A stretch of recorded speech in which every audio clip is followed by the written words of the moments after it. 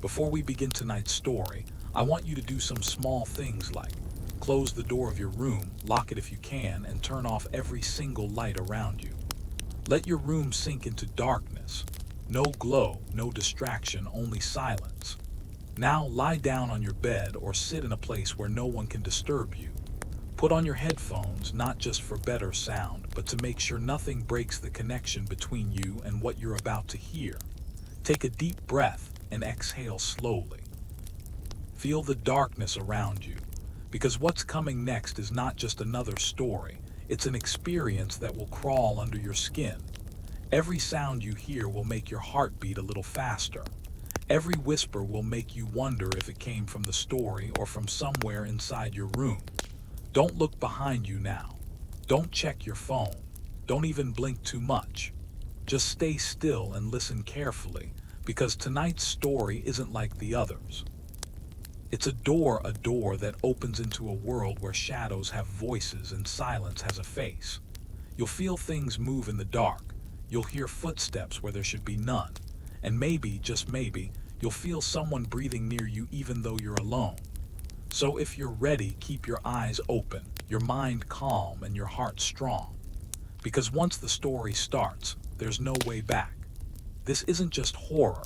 This is a full dark adventure that will follow you even after the video ends. Now take one last deep breath, because the story begins right now.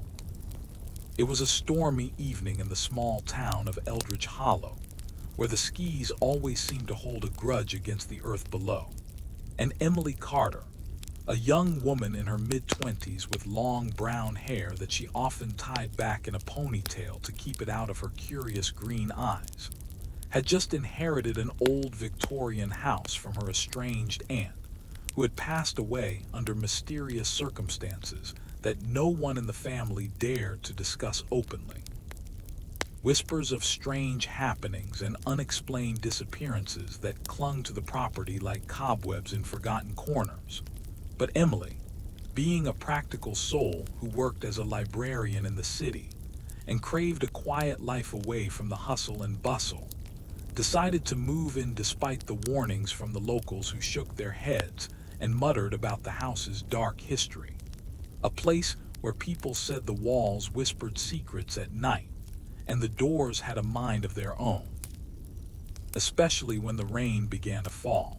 But she dismissed it all as superstition born from too many rainy nights and old folklore, packing her bags and driving down the winding road that led to the isolated hill where the house stood tall and foreboding against the gray horizon, its steep gabled roof pierced by a single chimney that looked like a finger pointing accusingly at the heavens. And as she pulled up the gravel driveway crunching under her tires, the first drops of rain began to patter against the windshield, soft at first like tentative knocks on a door. But Emily ignored the chill that ran down her spine, grabbing her suitcase and rushing to the front porch where an ancient key waited in the lock as if it had been expecting her all along, turning it with a creak that echoed through the empty halls inside. Stepping into the foyer where dust motes danced in the dim light filtering through stained glass windows depicting scenes of stormy seas and drowning sailors that made her pause for a moment, wondering why her aunt had chosen such morbid decorations. But she shook it off and explored the ground floor, finding a spacious living room with faded velvet furniture covered in white sheets like ghosts in waiting, a kitchen with rusted appliances that hummed faintly as if alive, and a study lined with bookshelves groaning under the weight of ancient tomes on occult subjects that she found intriguing yet unsettling, their leather bindings cracked and titles embossed in gold that spoke of forbidden knowledge and curses from long ago. But as the rain outside intensified into a steady downpour drumming against the roof like impatient fingers, Emily felt a strange heaviness in the air, a pressure that made her ears pop slightly. And when she tried to open the front door to check if her car was getting too wet, the knob wouldn't budge, twisting it harder, but it remained locked as if sealed by an invisible force, her heart skipping a beat as she rationalized it must be the old mechanism sticking from disuse.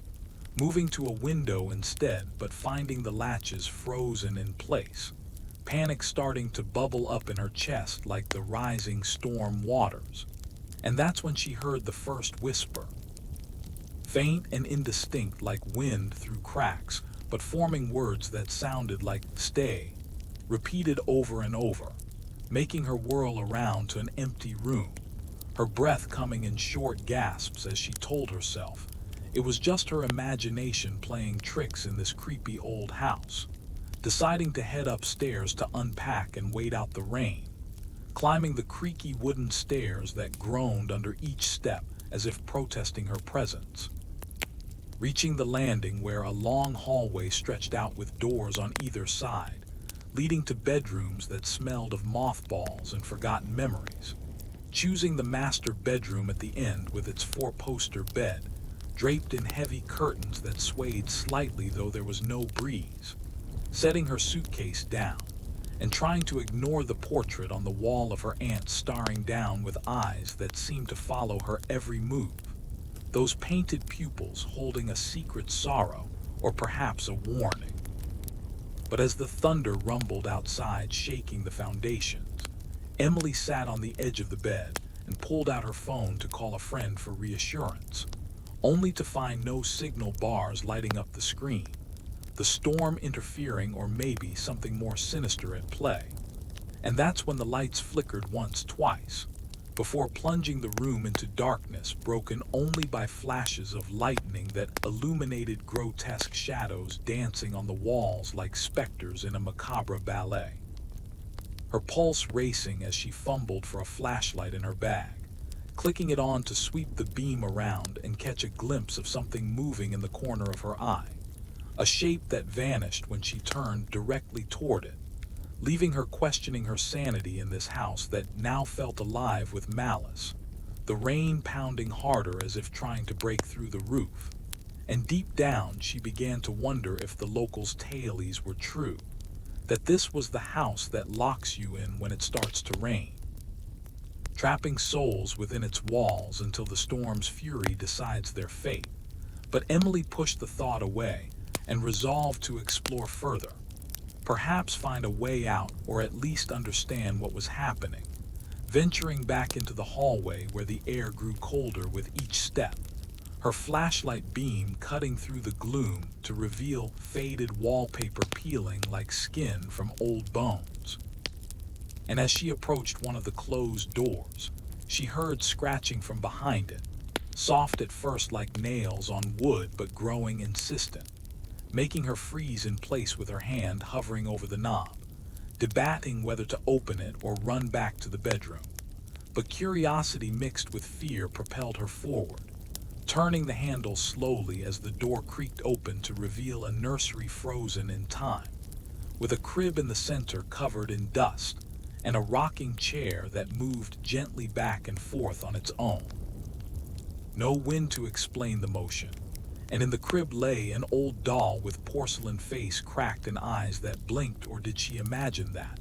Stepping closer despite the voice in her head screaming to leave, reaching out to touch the doll when suddenly, the door slammed shut behind her with a bang that echoed like a gunshot, trapping her in the room as the rain outside turned into a torrent, and the whispering voices returned louder now, circling around her saying, "Welcome home," in tones that sent shivers down her spine.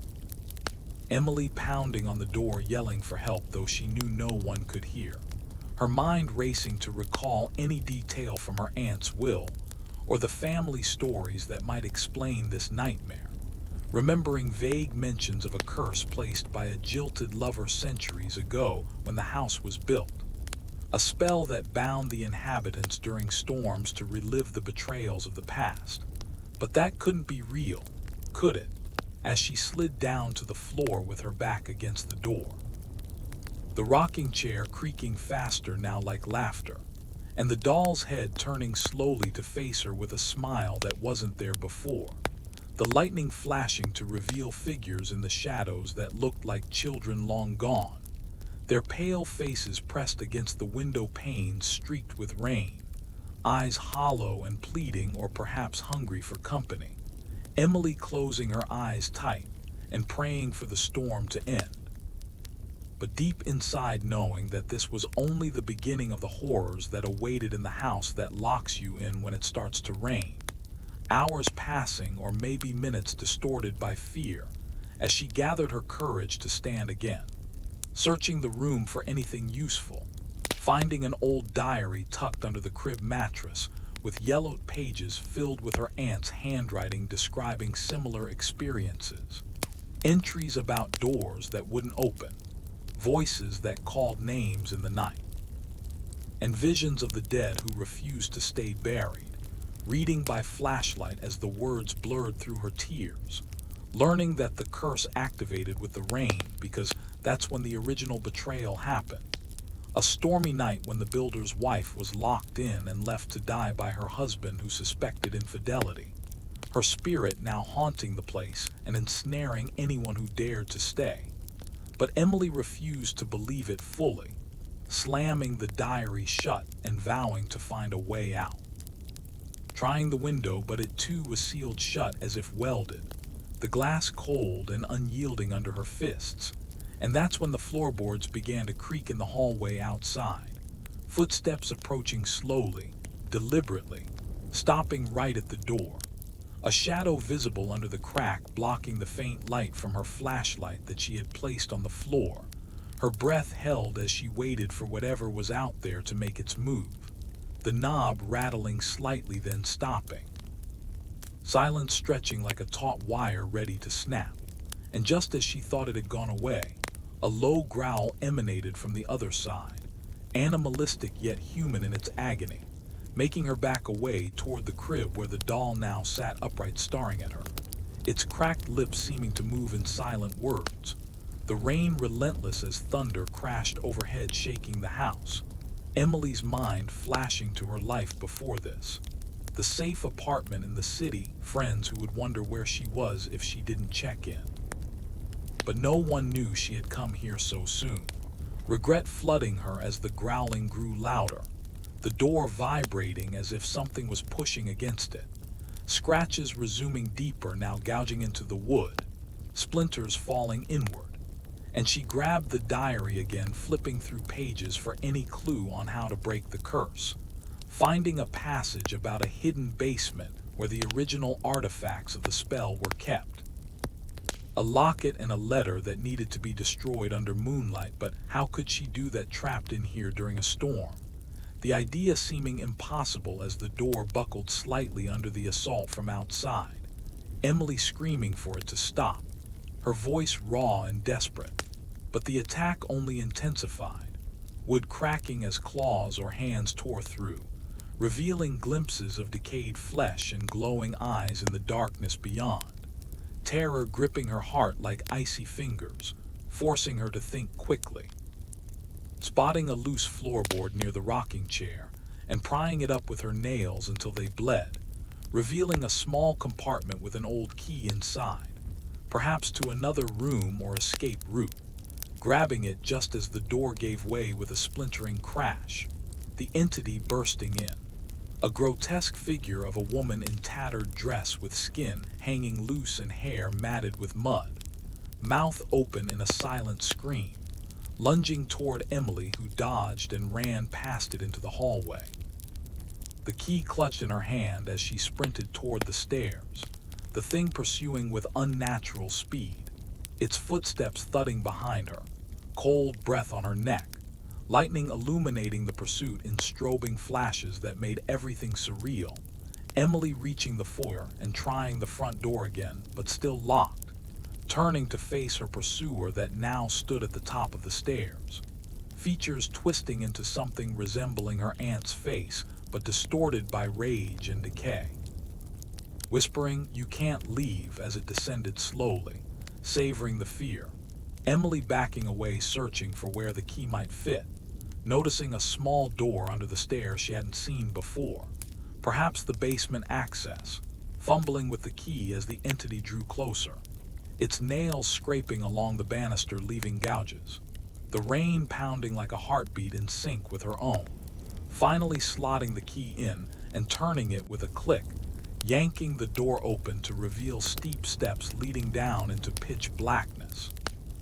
Hesitating for a split second before plunging downward, slamming the door behind her just as the creature reached it, hearing it pound and screech in frustration, descending carefully with her flashlight beam shaking in her trembling hand, the air growing musty and damp with the smell of earth and rot, walls lined with shelves of jars containing unidentifiable specimens floating in murky liquid, eyes seeming to watch her from within. At the bottom, a room with a dirt floor and a single table in the center, holding a dusty locket and a yellowed letter, just as the diary described. Emily approaching cautiously as the pounding above ceased suddenly. An eerie silence falling except for the muffled rain, picking up the locket which felt unnaturally cold, opening it to reveal a faded photograph of a couple from long ago. The woman looking strikingly like her aunt or perhaps an ancestor, and the letter beside it scrawled in frantic handwriting detailing the betrayal. The husband's confession of locking his wife in during a storm to let her starve as punishment, cursing the house forever with her dying breath. Emily realizing she had to destroy them but without moonlight during the storm, wondering if fire would suffice, searching for matches or anything flammable, finding an old lantern on a shelf and lighting it with trembling hands, the flame flickering to life as she held the letter over it, watching it curl and blacken, ashes falling to the floor, then doing the same to the locket, melting the metal until it warped, a sudden wind gusting through the basement though no windows existed, extinguishing the lantern and plunging her into darkness again, a wail echoing from above like a soul being torn asunder, Emily huddling in the corner waiting for what felt like eternity, until gradually the rain lessened to a drizzle, then stopped altogether, tentative hope rising as she crept back up the stairs, pushing the door open to find the foyer empty, no sign of the entity, trying the front door and feeling it give way easily now. Stepping out into the fresh night air where stars peeked through parting clouds, her car waiting untouched, but as she turned to leave, a final whisper carried on the breeze until the next rain, making her shudder and vow never to return, yet deep down knowing the house wasn't done with her, its secrets buried but not forgotten, waiting for the clouds to gather once more. But wait, that wasn't the end, because as Emily drove away down the winding road, glancing in the rearview mirror, she saw the house's windows light up one by one as if occupied by unseen residents, and a figure standing on the porch waving goodbye, or perhaps beckoning her back, the storm clouds regrouping on the horizon promising more rain soon, her phone suddenly buzzing with signal restored, a message from an unknown number reading, "You can't escape the family curse," sending her heart racing anew. Realizing the horror had only just begun, the house's grip extending beyond its walls, following her wherever she went, whispers in her dreams that night of locked doors and rainy nights, drawing her back inevitably to uncover more layers of the mystery. The aunt's death not natural but tied to the entity, perhaps suicide to escape the torment or worse, murdered by the house itself. Emily researching online, the next day finding old newspaper clippings of disappearances linked to the property during storms, families vanishing without trace, bodies never found, locals avoiding the hill altogether, but she felt compelled to return, packing supplies like salt and holy water from superstitious stores, driving back under clear skies but with dread building, arriving to find the door ajar as if inviting her in, stepping inside where everything seemed normal at first. But as clouds darkened and rain threatened, the locking began again, doors sealing, windows frosting over with patterns like faces, and new horrors emerging. shadows detaching from walls to form shapes that grabbed at her ankles, pulling her toward hidden trapdoors leading to forgotten cellars where skeletons lay chained, their bones rattling as if alive. Emily fighting back with the salt creating circles of protection, but the entity stronger now, manifesting as her aunt begging for help, then transforming into the decayed wife screeching accusations of betrayal, revealing that Emily's bloodline descended from the husband, the curse punishing descendants eternally, forcing her to relive the wife's suffering, locked in rooms that filled with water like drowning, or halls that stretched infinitely with no exit, voices of past victims echoing pleas, Emily discovering a hidden attic with more artifacts, a mirror that showed alternate realities where she never escaped, shattering it to break a piece of the spell, glass shards flying and cutting her skin, blood dripping to the floor where it sizzled and formed runes, summoning lesser spirits that aided or hindered, confusion reigning as thunder boomed, lightning striking the chimney and setting part of the roof ablaze, fire spreading but rain extinguishing it just enough to prolong the agony, Emily racing against time to find the final key. A ritual described in an ancient book to banish the ghost, requiring her to confront the entity in the basement again, standing before the table chanting words she barely understood, the air thickening with spectral energy, the wife's ghost appearing fully, her story unfolding in visions of the past, the husband's jealousy, the locking during the storm, her slow death from hunger and thirst, cursing him and all his kin, Emily apologizing on behalf of her ancestors, offering peace. But the ghost laughing maniacally, saying forgiveness isn't possible, only eternal torment, lunging to possess her body, Emily feeling cold invade her veins, struggling to complete the ritual, smashing a vial of holy water that burned the spirit, a scream piercing the night as it retreated, the rain stopping abruptly, doors unlocking but Emily collapsing exhausted, waking to sunlight streaming in, the house quiet for now, but knowing the curse weakened but not broken, more parts to the puzzle hidden. Perhaps in the town archives or graves, vowing to end it once and for all, gathering allies like a skeptical priest or paranormal investigator, returning with them under threatening skies. The group experiencing the locking together, dividing to search rooms, finding clues like letters from other victims, piecing together a map to a buried talisman outside. But as rain pours, horrors multiply, one friend vanishing into a wall that swallowed him whole, screams echoing from within. Another possessed and turning on the group with axe in hand, chase ensuing through twisting corridors that changed layout, Emily leading the survivors to the basement for the final confrontation, the ghost manifesting stronger, summoning minions of shadowed figures, battle of wills and faith, the priest reciting exorcism as Emily digs for the talisman in the dirt floor, fingers raw, unearthing a box with the husband's ring, symbol of betrayal, destroying it in fire as the ghost howls. The house shaking violently, cracks forming in walls, escape narrow as structure begins to collapse, but outside the rain clears, the house standing intact as if nothing happened, the curse lifted or merely dormant, Emily driving away for good this time. But in her mirror a faint outline of the house following, whispers persisting in her mind, the horror never truly ending, always waiting for the next storm to lock her in again.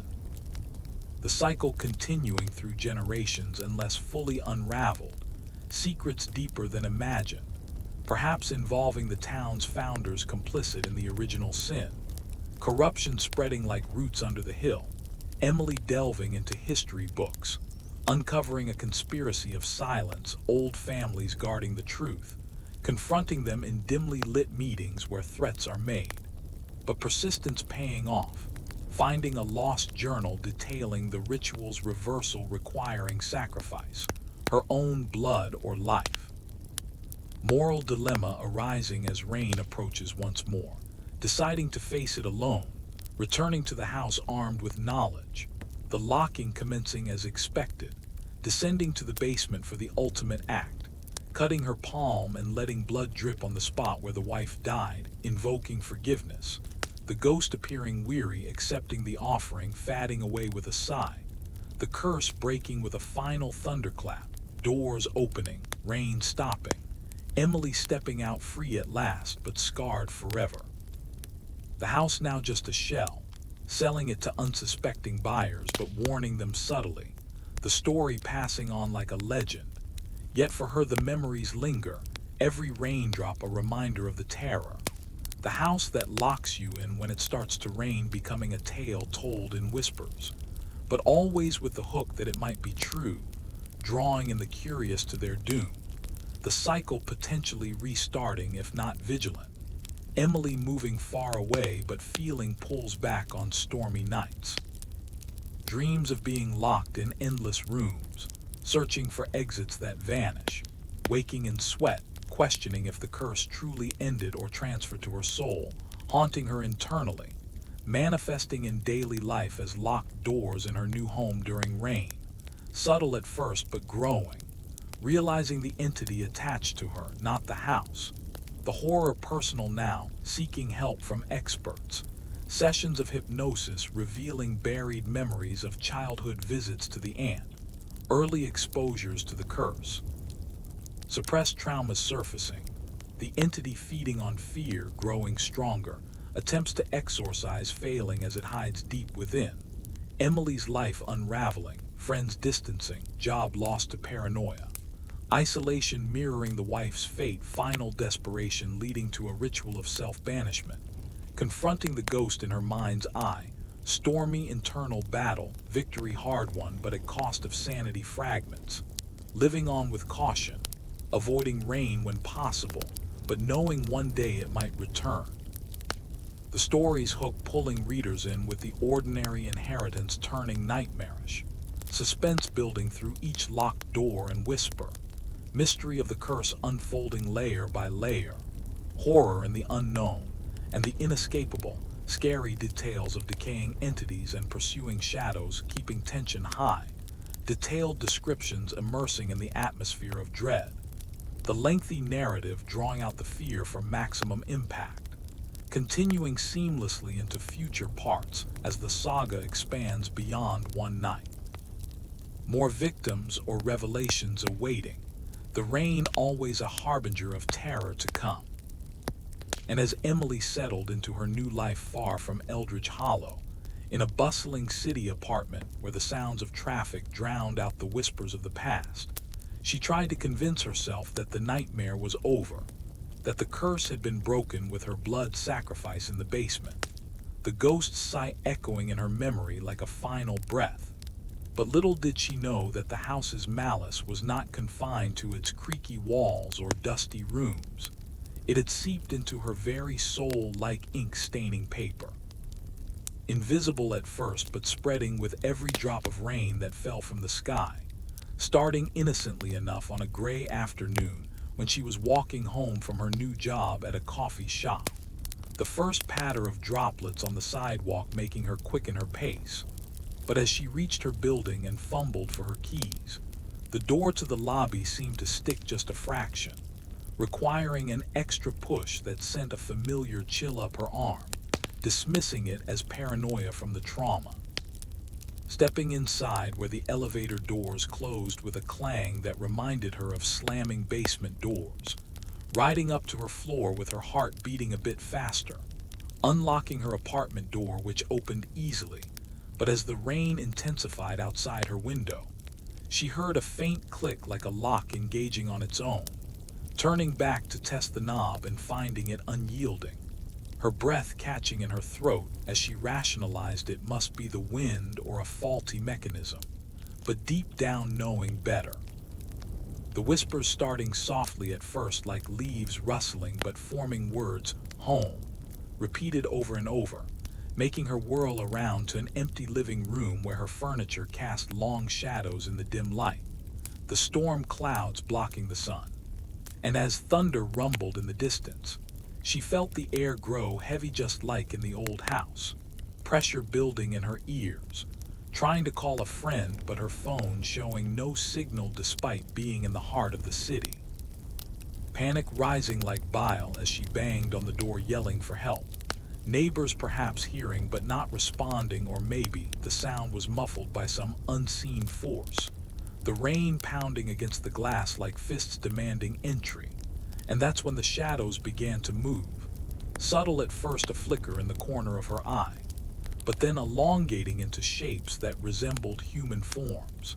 Thin and wispy like smoke, but with eyes that glowed faintly red in the darkness. Approaching her slowly as she backed away toward the kitchen, grabbing a knife from the drawer with trembling hands, waving it at the apparitions that whispered her name, Emily, join us, in voices that echoed from her past. The aunt's tone mixed with the wife's decayed rasp, slashing at one but the blade passing through harmlessly, dissipating the shadow only for it to reform behind her. Cold tendrils wrapping around her ankles, pulling her down to the floor where she scrambled away, crawling toward the bedroom.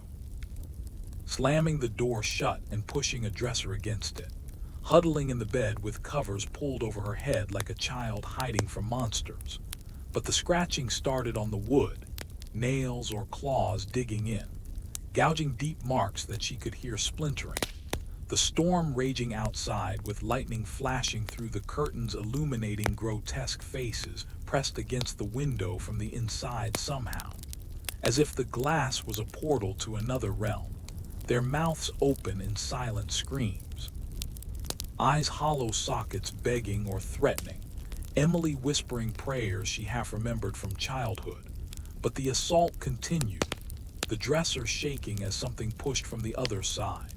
Grunts and growls accompanying the efforts, her mind racing back to the diary entries she had read.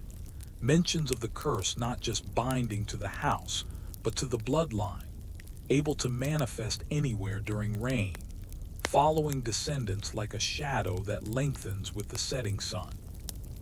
Regretting not burning the entire house down when she had the chance, but now trapped in this modern cage that felt no safer than the Victorian nightmare. Hours passing as the rain lessened, but the entities persisted, fading only with the first rays of dawn peeking through. The door unlocking with a soft click as if nothing had happened, Emily emerging shaken and pale, inspecting the scratches on the wood that were real enough to touch, blood under her nails from where she had clawed at the floor in terror.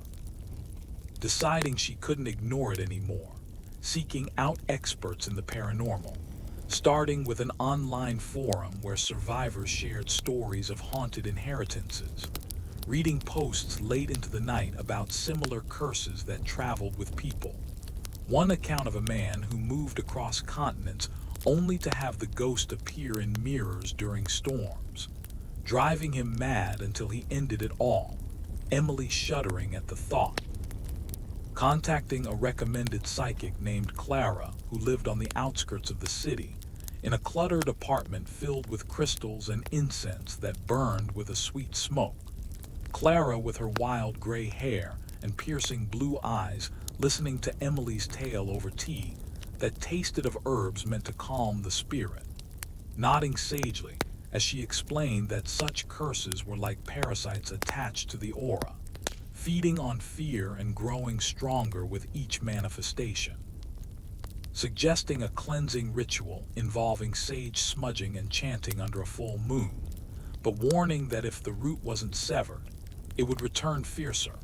Emily agreeing to try, gathering the supplies and waiting for the next clear night, performing the ritual on her balcony as the moon shone bright, waving the burning sage bundle around her body, while Clara intoned ancient words in a language that sounded like wind through trees, feeling a lightness at first as if a weight was lifting. But midway through, a cloud covered the moon and distant thunder warned of approaching rain. The ritual interrupted as droplets began to fall, Clara's eyes widening in alarm as she urged Emily inside. But too late. the apartment door slamming shut on its own, locking them in as the whispers returned louder. Circling the room, you can't cleanse what is part of you. The shadows coalescing into the wife's form, more solid now with rotting flesh dripping water like rain. Lunging at Clara, who screamed and threw holy water from a vial, the liquid sizzling on contact, but only enraging the entity, which swiped with clawed hands tearing into Clara's arm, blood spraying as Emily grabbed a crystal and smashed it against the ghost's head, shattering it into shards that embedded in the spectral skin. A howl echoing as it retreated into the walls, the rain stopping abruptly outside. Clara bandaging her wound and admitting this was beyond her expertise, recommending a deeper investigation into the family history, perhaps hidden documents in the town library back in Eldridge Hollow. Emily reluctant, but knowing she had no choice. Packing a bag and driving back the next day under sunny skies, the road winding familiarly up the hill where the house stood silent and innocent looking. But she avoided entering, heading straight to the small town library, a quaint building with creaky floors and the smell of old paper.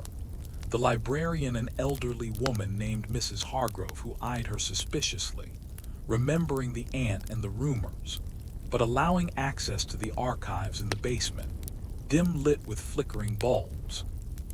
Shelves packed with dusty ledgers and newspapers from centuries past, Emily spending hours poring over them, finding records of the house's construction in 1852 by Elijah Carter, her distant ancestor, a wealthy merchant who married Eliza, a beautiful but rumored unfaithful woman, details of their stormy marriage culminating in that fateful night when he locked her in during a hurricane-like downpour, her body found days later emaciated and mad.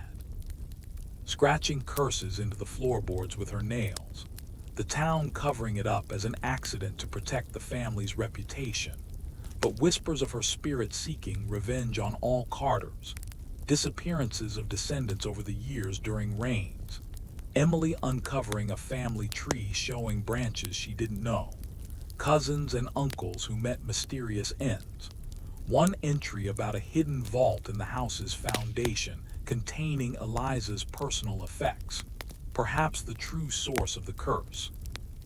A diary or amulet that bound her soul, excitement mixing with dread as she noted the location, deciding to return to the house despite the risk, arriving as clouds gathered ominously, entering with a flashlight and crowbar, the door closing behind her but not locking yet, descending to the basement where the table still held ashes from her previous destruction, using the crowbar to pry up floor stones as described, revealing a small metal box rusted with age, opening it to find Eliza's locket again, or wait, no, a different one with a lock of hair, and a blood-stained note cursing Elijah and his seed.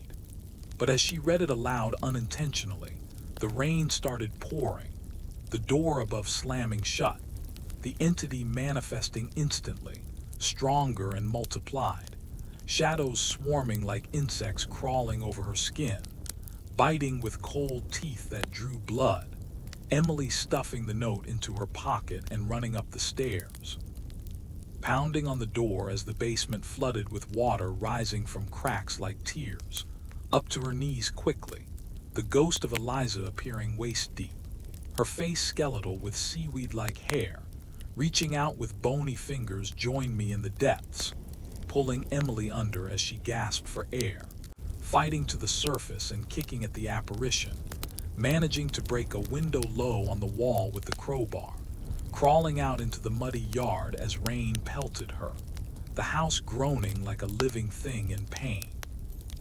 Lightning striking nearby, illuminating figures in the windows watching her escape, driving away soaked and shivering, the note in her pocket seeming to pulse with heat, back in the city analyzing it with Clara, who had recovered, translating the curse words as a binding spell that required a counter-ritual involving burning the hair under a blood moon with the blood of a willing descendant. The next blood moon weeks away, Emily marking the calendar, But in the meantime, the manifestations worsening. Every rain bringing new terrors. Once in a grocery store where doors locked during a sudden shower, aisles twisting into mazes with shelves toppling like dominoes, canned goods rolling underfoot as shadows chased her, customers turning into zombies with blank eyes grabbing at her clothes, escaping only by shattering a window with a cart, cuts on her hands from glass. Another time in her car stuck in traffic as rain fell, doors locking automatically, engine stalling, windows fogging with breath from invisible mouths, hands pressing from inside the glass leaving prints, radio static turning to screams, Emily forcing the door open with sheer will, running into the storm to a nearby building for shelter, people staring at her disheveled state, paranoia setting in as she wondered if anyone could be trusted or if the curse infected others. Nights sleepless with dreams of being locked in coffins filling with rainwater, clawing at lids until nails broke. Waking to find scratches on her arms self-inflicted, seeking therapy but the psychologist dismissing it as PTSD, prescribing pills that dulled the edges but didn't stop the whispers. One session interrupted by rain tapping on the window, the office door jamming, the therapist's face morphing into Eliza's with a grin splitting ear to ear, choking Emily with invisible hands until she blacked out, waking alone with bruises on her neck, quitting therapy and turning to underground occult groups, meeting in dimly lit basements where hooded figures shared forbidden knowledge, one warlock named Victor with tattoos of runes offering to perform an extraction spell, binding the entity to an object she could destroy, but requiring her to relive the original betrayal in a trance, Emily agreeing desperately, lying on a pentagram as incense burned, Victor's chants sending her into visions of 1852, seeing through Eliza's eyes the argument with Elijah over suspected affairs. The door locking as wind howled, hunger gnawing days later, madness descending with hallucinations of children she never had calling to her, dying with curse on lips, Emily snapping back as the entity fought the binding, possessing Victor who turned with glowing eyes, attacking the group with superhuman strength, chaos ensuing as candles toppled setting drapes aflame, Emily grabbing the bound object a black stone pulsing with energy, smashing it with a hammer as the possessed Victor lunged.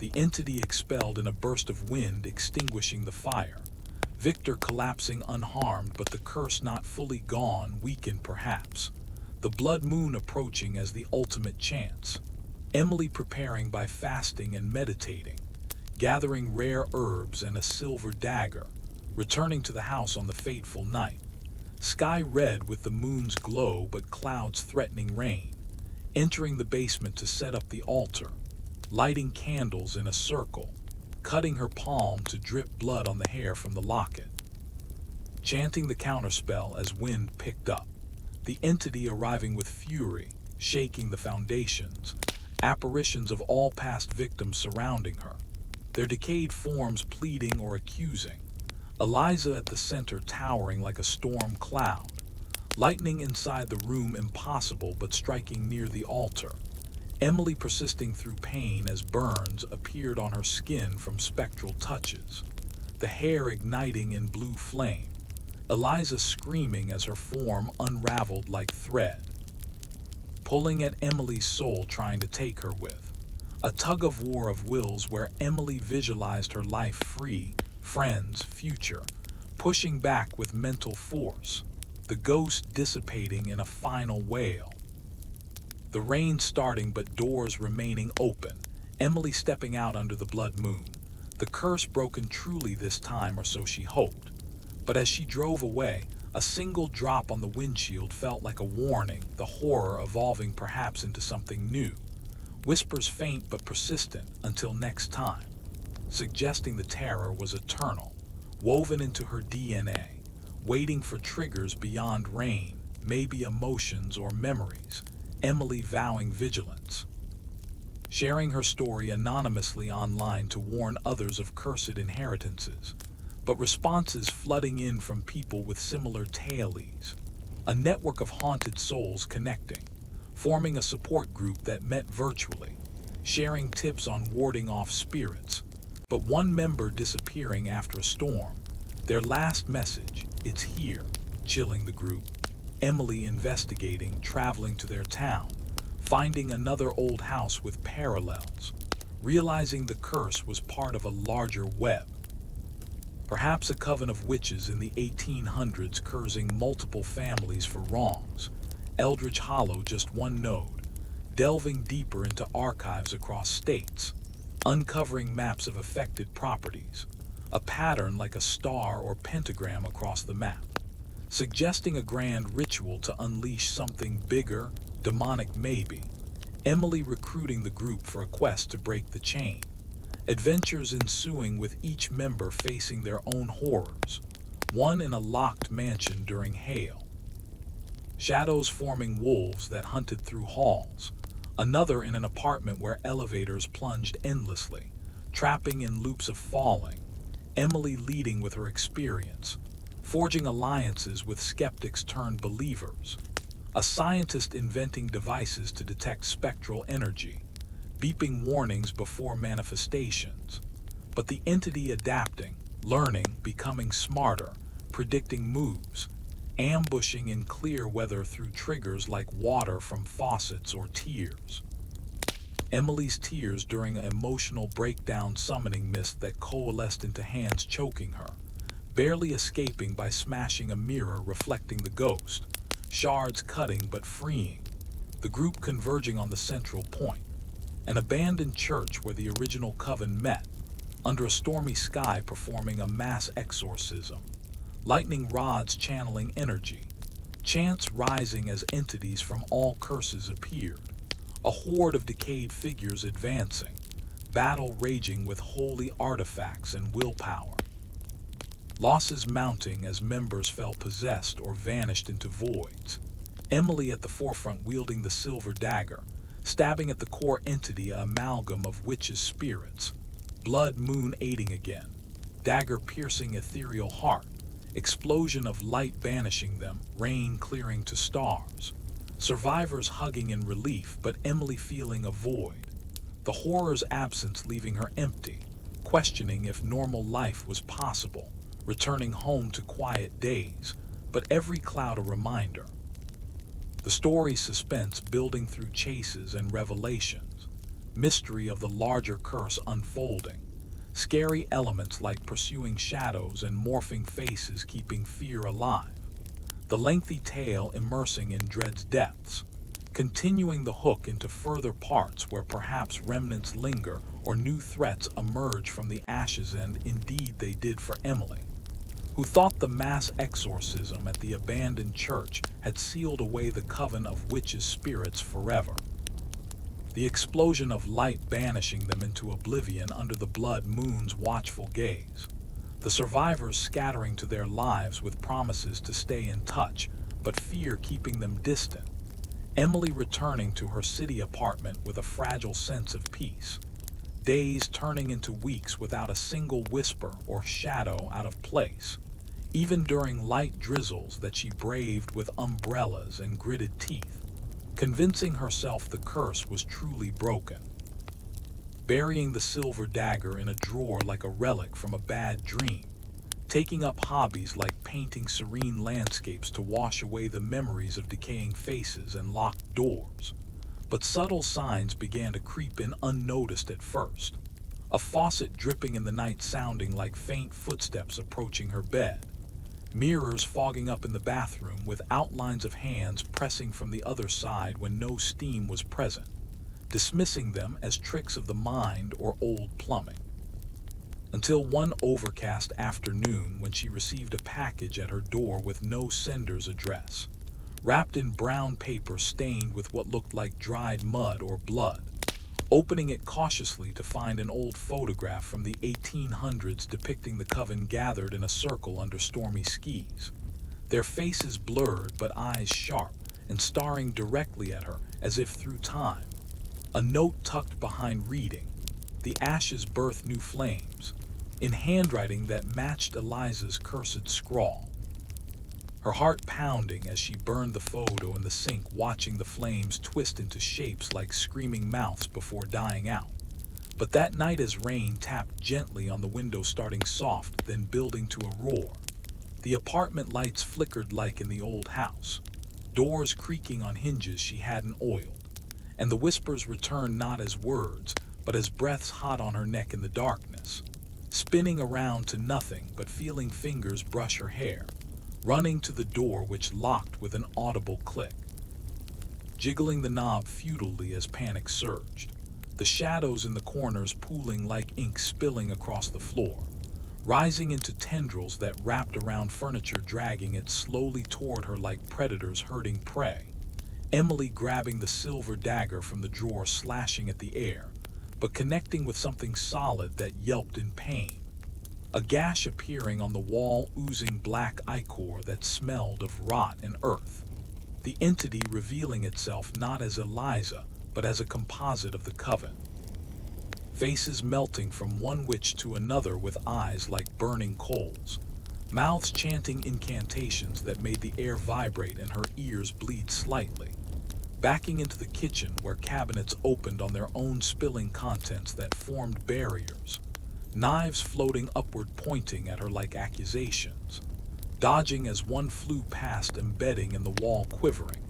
The rain outside turning to hail, battering the glass, cracking it in spiderweb patterns that resembled runes of binding. Emily, realizing the exorcism had only scattered the spirits, not destroyed them, remnants clinging to her like embers waiting for fuel, now igniting anew, stronger from the ashes of their defeat, calling out for help, but her voice echoing back distorted and mocking. Phone dead in her hand, screen cracked though it wasn't before. The coven manifestation advancing with arms outstretched, fingers elongating into claws that scraped grooves in the floorboards. Emily climbing onto the counter, kicking at it but slipping on the ichor, falling hard as it grabbed her ankle, pulling her down into the pooling shadow that felt like quicksand sucking her in. Visions flashing of the coven's original ritual, centuries ago, sacrificing innocence under rain to summon eternal power. Their curse not just on families, but on the land itself, seeping into bloodlines like poison in roots. Struggling free by stabbing the dagger into the tendril, severing it with a screech. Scrambling to the balcony door, which surprisingly opened, allowing her to tumble out into the storm. Rain soaking her as she ran down the fire escape stairs, slippery and treacherous. The entity pursuing through the building now, neighbors' doors slamming shut as screams echoed from apartments, lights exploding in showers of sparks, reaching the street where cars honked and people stared, but no one helped, hailing a taxi that sped away as the rain lessened, collapsing in the back seat, whispering, "Drive anywhere," but glancing back to see shadowy figures lining the sidewalk, watching with glowing eyes, arriving at a motel on the city's edge, checking in under a false name, barricading the door with furniture and drawing salt lines from packets scavenged from room service, spending the night wide awake as thunder rumbled distantly, researching on her laptop with spotty Wi-Fi about coven remnants, finding obscure forums discussing ash rebirth, rituals where defeated spirits could regenerate through hosts' fears. One post from an anonymous user detailing a similar experience, ending in possession, the victim becoming the new vessel for the coven's power. Emily shuddering at the thought, vowing not to let it happen, contacting the surviving group members via encrypted chat, only to find half unresponsive, one replying with its back, "Help," before going offline. Dread building as she realized the remnants were hunting them all, emerging from ashes like phoenixes of horror, deciding to reunite the group for a final stand, traveling by bus to avoid tracking, rain following like a stalker, clouding every stop. Arriving at a safe house one member owned in the countryside, a fortified cabin with wards etched into wood, the group smaller now with haunted eyes sharing stories of manifestations. One seeing witches in reflections drowning them in bathtubs filled by invisible rain. Another chased through forests by roots that tripped and bound like chains during downpours. Pooling knowledge to uncover the coven's true weakness, a forgotten grimoire hidden in a museum archive. Planning a heist under cover of night, but as they set out clouds burst open, rain locking the cabin doors, trapping them inside as entities battered from outside. Windows shattering inward with glass shards forming daggers that hovered menacingly. The coven voices booming, from ashes we rise eternal. Furniture levitating and crashing like weapons. Emily leading a counterchant from memory, waving the dagger that glowed hot. Sparks flying as it clashed with spectral forms. One member sacrificed pulling an entity into themselves and jumping through a window into the storm. Their scream fading as lightning struck, dispersing the attack temporarily. The group escaping in the chaos, driving to the museum through flooding roads, breaking in with tools as alarms wailed, muffled by thunder, navigating dark halls lined with artifacts that seemed to watch, finding the grimoire in a glass case, smashing it open, pages yellowed with spells in ancient tongue. But as Emily read the banishment, right aloud the building locked down, shutters descending like guillotines, rain echoing inside impossibly. The coven manifesting fully now as 7 witches circling with brooms that weren't their, sweeping shadows into whirlwinds that sucked air from lungs. Pages fluttering wildly as Emily continued chanting, group members fighting off assaults with improvised weapons, relics from displays. One impaled by a floating spear from an exhibit, screaming as blood mixed with rain pooling from ceiling leaks. Another possessed, turning on them with eyes rolled back, chanting counterspells. Emily stabbing the dagger into the grimoire's heart, a marked page igniting it in purifying fire. Witches howling as their forms caught flame, crumbling to ash that swirled and tried to reform. The group pouring holy water from flasks, dousing the remnants. Final wails echoing as the ash dissolved into nothingness. Rain stopping outside, doors unlocking. Survivors stumbling out into dawn's light, exhausted and broken. Emily clutching the charred grimoire remains, wondering if this was truly the end or just another cycle. But peace holding for months, no whispers, no locks even in monsoons. Life normalizing with therapy and support. Yet one fateful day, a new package arrived identical to before, inside a single ash speck that grew into a shadow when rain fell. The horror reborn from tiniest remnant. Emily realizing eradication impossible, only containment. Dedicating life to guardianship, sealing ashes in warded boxes buried deep, but always vigilant for the next storm. The tale's dread deepening with each rebirth, suspense in endless pursuits, mystery in coven's layers, scary pursuits through locked worlds and fiery battles, the lengthy immersion pulling deeper into abyss where threats eternally emerge from ashes anew. Whispers hinting at greater darkness, a demonic patron behind the coven waiting to awaken if remnants unite. Emily's quest evolving into hunting scattered ashes across globe. Adventures in haunted locales, from rainy English moors where ghosts lock castles to tropical storms in jungles hiding ancient temples with binding spells. Allies gained and lost in chases through flooded streets of Venice, where canals rise unnaturally, pulling victims under with skeletal hands. Or Tokyo high-rises where elevators lock during typhoons, plunging to basements alive with shadows. Each remnant collected, strengthening the containment, but tempting the patron's notice. Visions and dreams of a horned figure in flames laughing, "From ashes I command."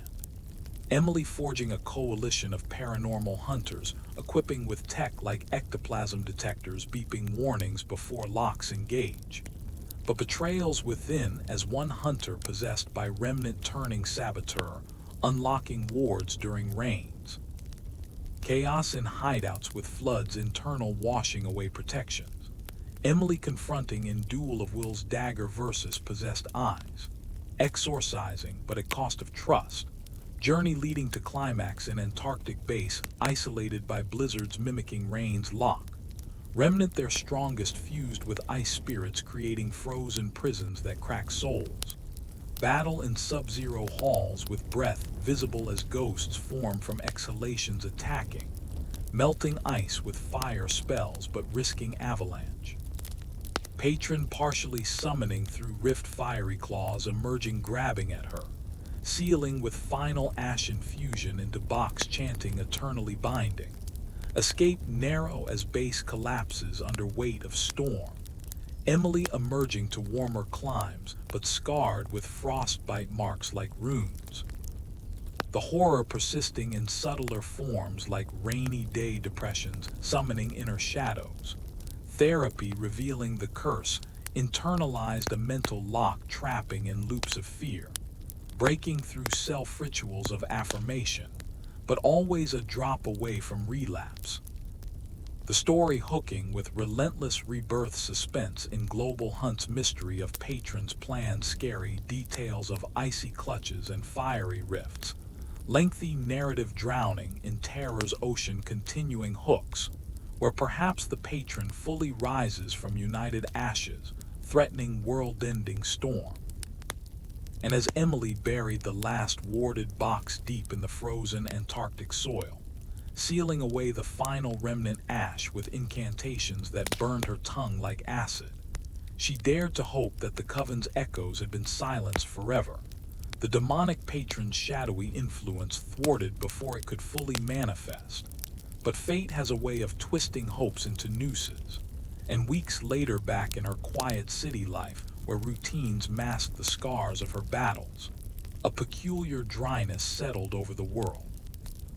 News reports buzzing about unprecedented droughts scorching lands that had never known thirst, rivers turning to cracked mud beds and crops withering under relentless sun. But Emily felt an unnatural wrongness in the air, a pregnant pause like the calm before a cataclysmic downpour. Whispers not in her ears but in her bones murmuring.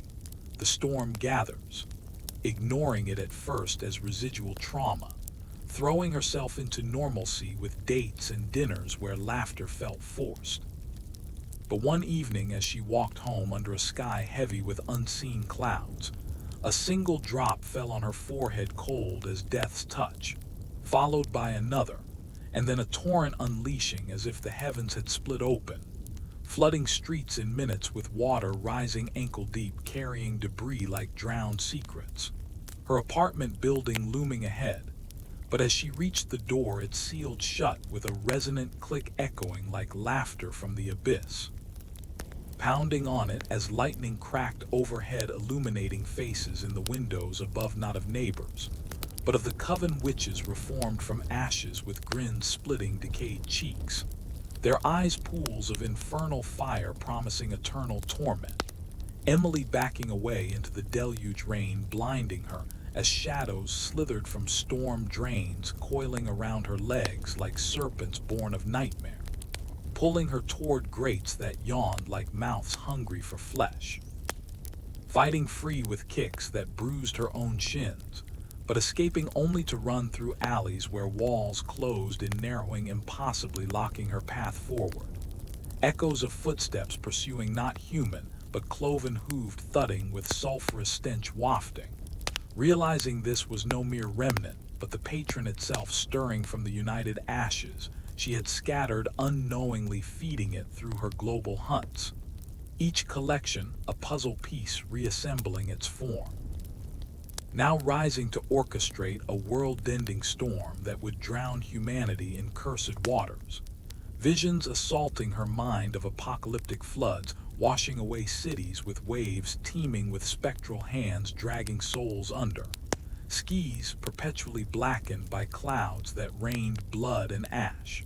The patron, a colossal, horned silhouette laughing atop swirling vortices.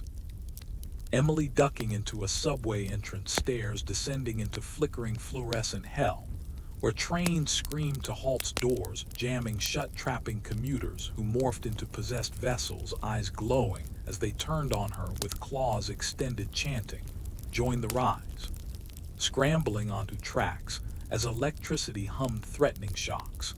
Dodging an oncoming train by inches, its lights revealing graffiti on walls, twisting into runes that bound her feet momentarily. Breaking free and climbing to street level, where the rain had turned to hail, sharp as knives cutting her skin, drawing blood that sizzled on pavement, forming steam figures that clawed upward. Seeking refuge in a nearby church, bells tolling ominously as doors creaked open invitingly, but slamming behind her, locking with chains that materialized from thin air. Altar candles igniting on their own, casting shadows that danced like demons in revelry. The priest emerging from shadows, but his face melting to reveal the patron's minion with horns budding from forehead, voice booming. The ashes united you. Lunging with a crucifix turned dagger, Emily dodging and grabbing holy water from font, splashing it, but it boiled away harmlessly. The entity advancing with floors cracking open to reveal fiery rifts, belching heat that singed her hair, jumping over them as pews levitated, crashing like battering rams. Escaping through a stained glass window, shattering it into colorful shards that embedded in her arms like jeweled wounds. Tumbling into the storm where wind howled names of the dead, whipping her forward to her old allies.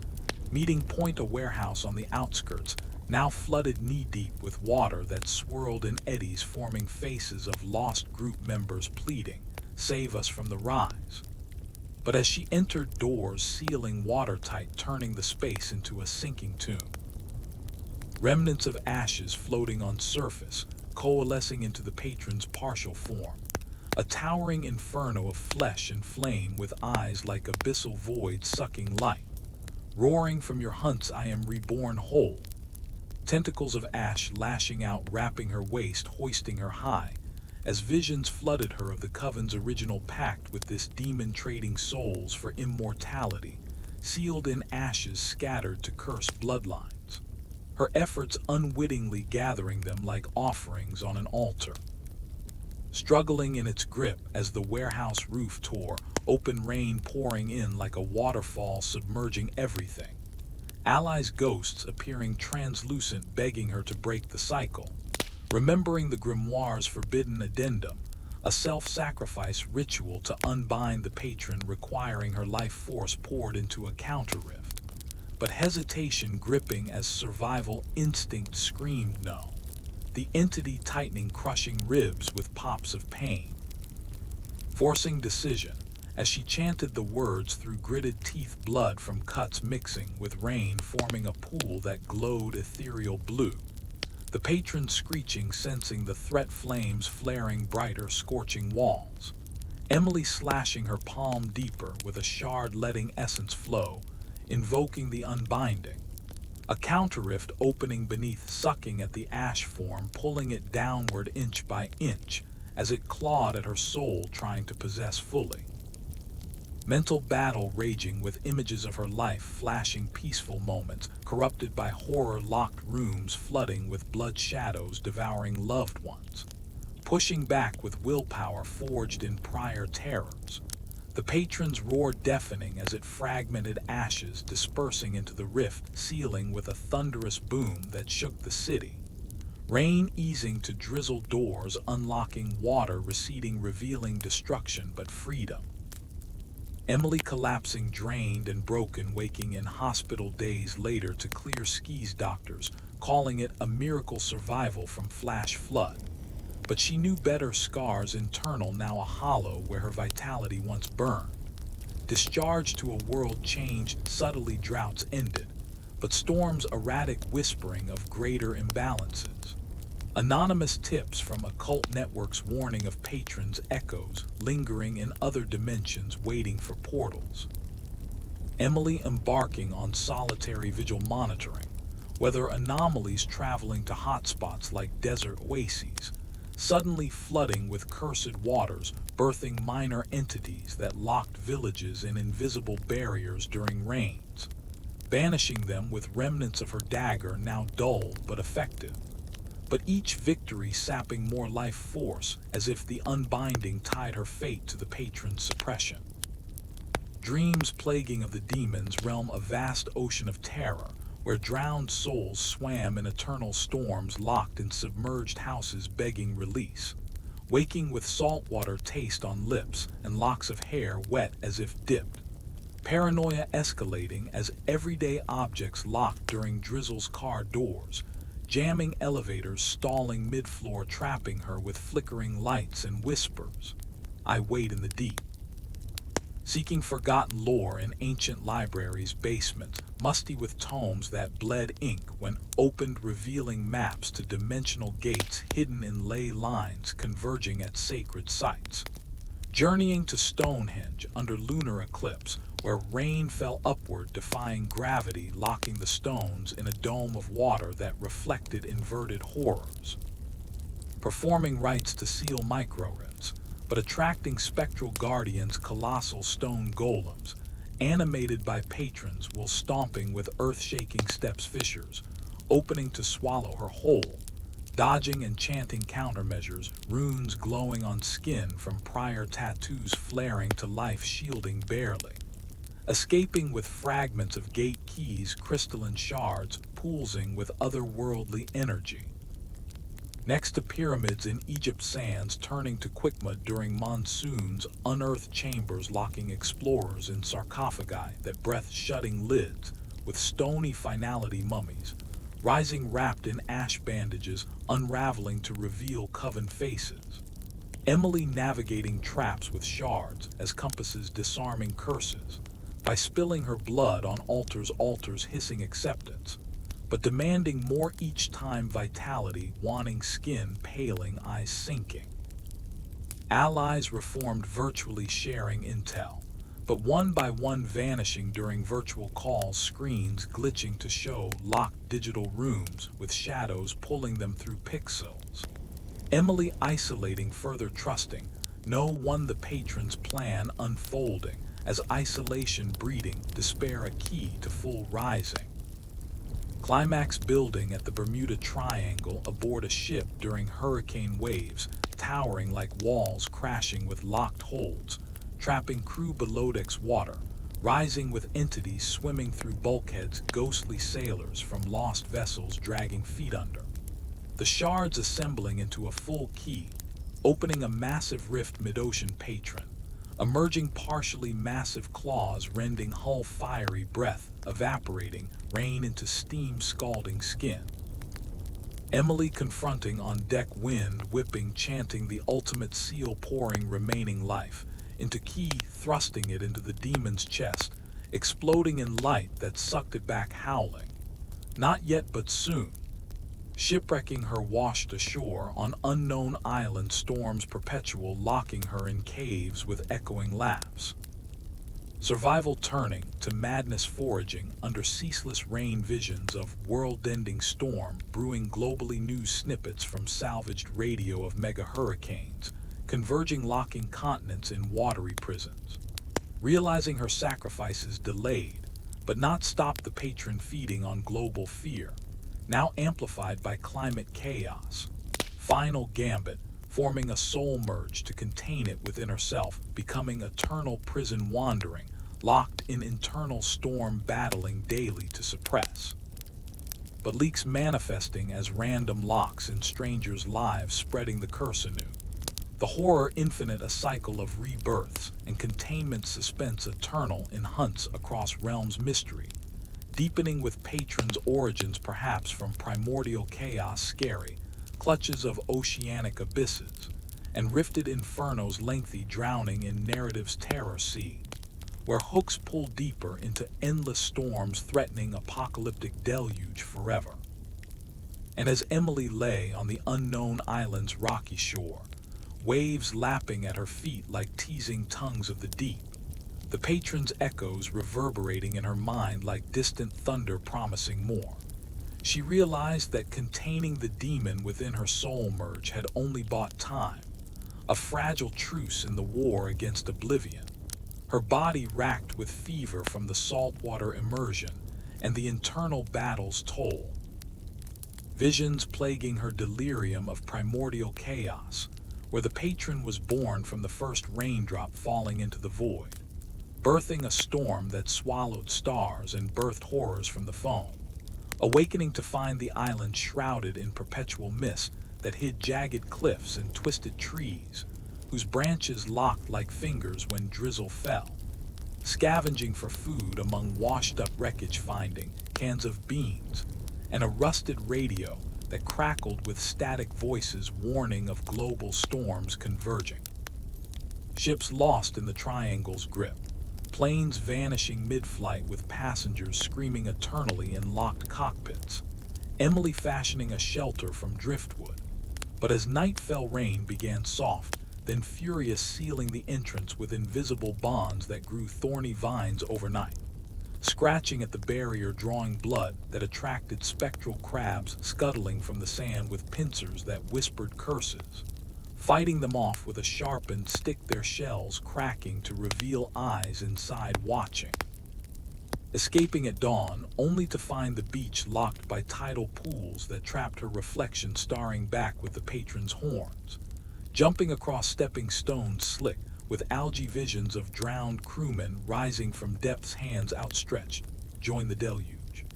Reaching higher ground, a volcano dormant, but rumbling as if alive, ash falling like gray snow mixing with rain to form mudslides that pursued down slopes, locking paths behind her in solidified traps.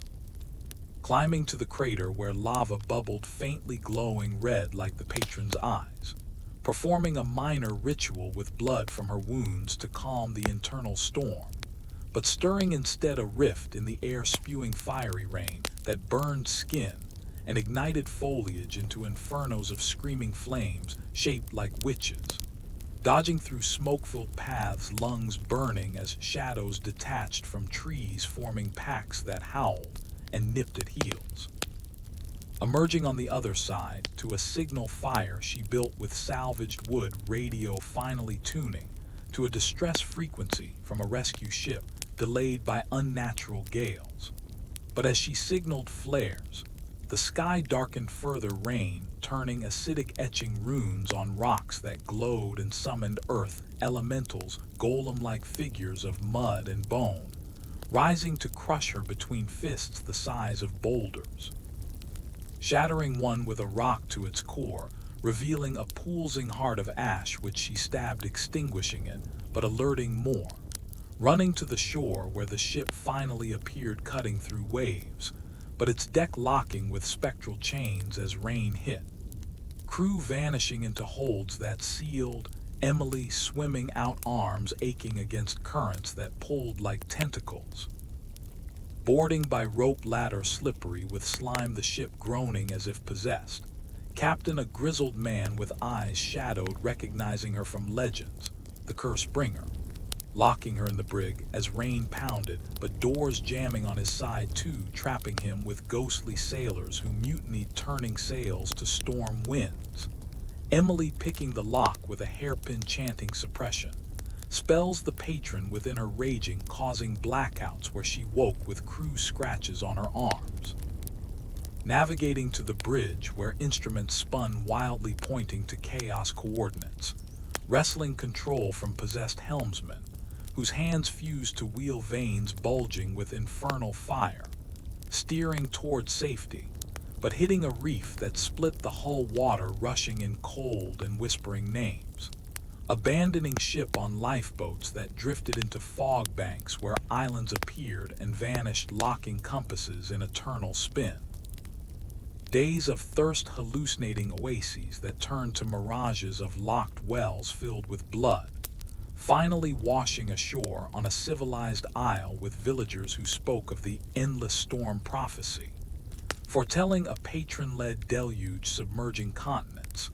Their shaman, an old woman with tattoos of waves, offering aid, but revealing Emily's merge made her a beacon, attracting lesser demons. performing a village ritual around a fire of sacred herb smoke, forming visions of the patron's full plan, uniting all rifts in a grand convergence at the world's poles, melting ice caps to flood with cursed waters, birthing a new chaotic ocean. But the ritual backfiring as rain fell, extinguishing flames, and locking the circle with thorny barriers, spirits of ancestors, turning hostile, blaming her bloodline for awakening the ancient. Escaping into jungles where vines locked paths and monkeys with glowing eyes threw cursed fruits that exploded into shadows. Finding an old temple overgrown with moss carvings depicting the covens pact with the patron from eons ago, when chaos birthed the first rain to drown primordial life. Deciphering inscriptions for a weakening spell requiring rare crystals from deep caves. Delving into darkness, flashlight from salvaged gear revealing bats with faces of lost souls fluttering to extinguish light, locking her in blindness. Groping walls that moved like breathing flesh, hands emerging from stone, grabbing wrists, pulling into cracks where voids whispered madness. Finding the crystals glowing blue, but guarded by a serpent entity, coils locking around legs, venom burning like patron's touch. Slashing with dagger now reforged in village forge, the beast recoiling, shedding skin to reveal more serpents multiplying. Crushing one underfoot, its blood forming a pool that reflected alternate horrors of failed merges, where she became the demon, grabbing crystals and fleeing cave-in, triggered by tremors, the patron sensing theft. Emerging to skis, clearing temporarily, allowing escape by boat to mainland, where news of megastorms devastating coasts confirmed the convergence. Allying with survivors in bunkers reinforced, but locking during rains, flooding lower levels with spectral water that drowned in dry air. Planning assault on polar rifts, using crystals to amplify seal. Journey north through blizzards, mimicking rains, chill, locking igloos and vehicles in ice prisons, wolves with fiery eyes hunting packs, forming circles. Reaching Arctic outpost abandoned with logs of previous expeditions, trapped eternally in time loops, reliving lockings. Breaking cycles with crystal pulses, shattering illusions, revealing frozen entities to thaw and shatter. Finally at the North Pole, ice cracking under feet, revealing the grand rift, a swirling maelstrom of water and fire. Patrons form half-emerged horns, piercing clouds, tentacles lashing global storms. Emily channeling merge to confront internally, while externally placing crystals in rune patterns around rim, chanting the weakening amplified by winds howling prophecies. The patron roaring, chaos eternal deluge my birthright, claws raking ice, sending shards like spears. Dodging as allies from afar, virtually aiding with chants over radio static, internal battle, fiercer visions of primordial birth, where she witnessed the first drop falling into void, birthing the demon from her own fears merged. Pushing back with crystal's power, siphoning its essence, weakening form to ash wisps, dispersing into winds. But cost immense, her life force nearly depleted, collapsing on ice. As storms abated globally, skis clearing to auroras, dancing like freed spirits. Rescued by international teams hailing her as savior. But knowing the cycle persisted, the patron's origin in chaos meant rebirth inevitable from any storm drop. Dedicating remaining days to global wards, building networks of seers, monitoring weather for anomalies. Traveling to South Pole for symmetry, sealing secondary rift with last crystals, visions there of chaos's mirror, a drought demon counterpart, but focused on deluge's end. Encounters with ice wraiths, locking breath in frozen lungs, thawing with warm blood offerings. Returning to civilization, changed world, grateful but scarred with eternal vigilance. But one rainy night in safe haven, doors creaking, whispers from chaos I reform. A tiny ash speck on windowsill hinting rebirth. Emily smiling grimly, knowing the hunt, eternal suspense in every cloud, mystery of chaos's depths, scary abyssal clutches, and polar infernos. Lengthy terror see pulling hooks deeper into cycles where apocalyptic threats loom forever in narrative's endless deluge. Yet the story expands with Emily training successors, young seers with latent gifts, teaching rituals in hidden academies, where reigns are simulated in controlled domes to practice lock breakings without peril. But one trainee possessed during test turning on group with eyes aflame, locking rooms in fire rain hybrid horror, exorcising, but losing a mentor to flames that reformed as patrons laugh. Quests for ancient artifacts lost in sunken cities, Atlantis-like submerged by prior deluges, divers in subs locked by pressure entities, crushing hulls, water ingress whispering temptations of power. Retrieving a chaos orb that contained patron seed poolsing with potential storms. Containing it in crystal vaults guarded by golem sentinels, but sabotage from within a traitor seer seeking to harness for personal godhood. Unleashing mini-deluge flooding academy basements with spectral floods carrying drowned trainees back as vengeful ghosts. Battles in submerged halls, bubbles of air pockets locking survivors in drowning bubbles. Emily shattering orb fragment to reseal, but absorbing more chaos, making her merge unstable visions, plaguing of becoming the patron herself, horns budding in mirrors. Seeking purification in sacred mountains, where rains fall upward defying gravity, locking climbers in floating prisons of water droplets fused. Ascending paths slippery, with mist entities forming from clouds raining acid tears. Reaching summit temple with monks chanting eternal peace, but storm-breaking ritual locking monastery doors, winds howling inside turning peaceful chants to screams. Confronting inner demon in meditative trance, battling manifestations of past victims accusing her of prolonging suffering, by containing rather than destroying. Emerging purified temporarily, but with warning that chaos's origin ties to universal rain cycle, impossible to end fully, only delay. Global conferences with world leaders revealing patrons' influence in climate change, accelerating deluges as ploy for rise. Espionage against cults worshipping it in rainy rituals, sacrificing in locked chambers to feed ashes. Infiltrating one in Amazon depths, where canopy reigns perpetual locking treehouses in vine cages, jaguars with shadow fur prowling. Disrupting ceremony, stealing heart, artifact a beating mass of storm clouds miniaturized. Escape chased by cultists through flooded rivers, piranhas, with teeth of lightning nipping. Containing artifact but cult leader escaping, vowing revenge. Pursuits across continents from Siberian tundras, where snow locks in whiteouts, blizzards birthing Yeti-like horrors, to Saharan oases, ironically flooding in deluge bursts, locking nomads in sand tombs, quickmud abysses. Each victory a step, but exhaustion mounting, Emily aging rapidly from merges, gray hairs, and wrinkles from stress. Finding love in fellow seer Marcus who shared visions, but during their wedding rain fell, locking chapel in floral vines that strangled guests, turning petals to thorns. Fighting free together, bonding deeper, but Marcus marked by patrons touched dreams of betrayal.